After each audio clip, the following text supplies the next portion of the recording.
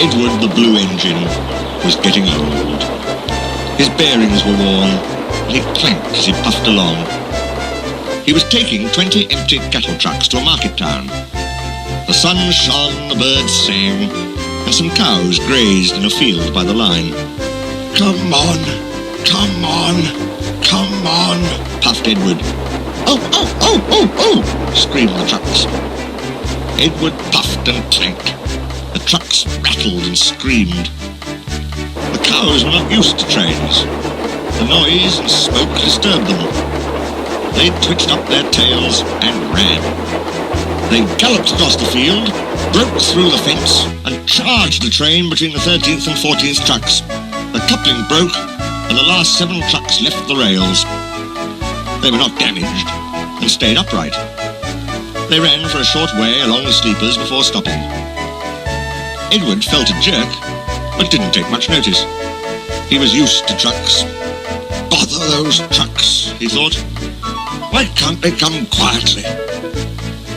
He ran on to the next station before either he or his driver realized what had happened. When Gordon and Henry heard about the accident, they laughed and laughed. "Fancy allowing cows to break his train. They wouldn't dare do that to us. We'd show 'em," they boasted. Edward pretended not to mind, but Toby was cross. "You couldn't help it, Edward," he said. "They've never met cows. I have, and I know the trouble they are." Some days later, Gordon rushed through Edward's station. "Mind the cows? Ha ha ha, ha ha ha ha," he chortled. "Don't make such a fuss, don't make such a fuss," grumbled his coaches. They rumbled over the viaduct. A long, straight stretch of line lay ahead. In the distance was a bridge. It seemed to Gordon that there was something on the bridge. His driver thought so too. "Whoa, Gordon," he said, and shut off steam. "Pooh," said Gordon. "It's only a cow. Shoo, shoo," he hissed. But the cow wouldn't shoo. She had lost her calf and felt lonely. "Moo," she said sadly, walking towards him.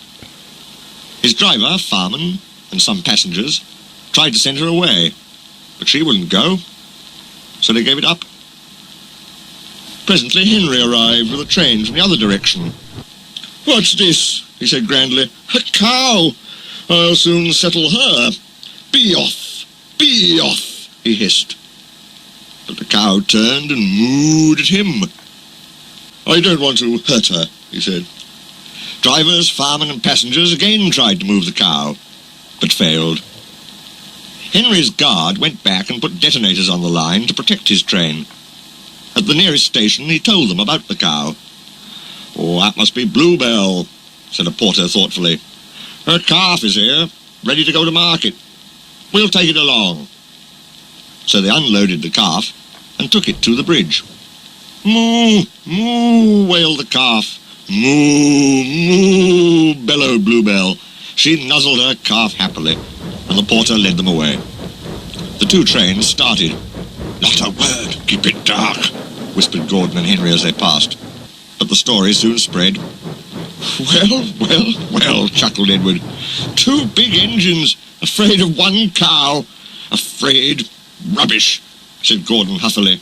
"We didn't want the poor thing to hurt herself by running against us.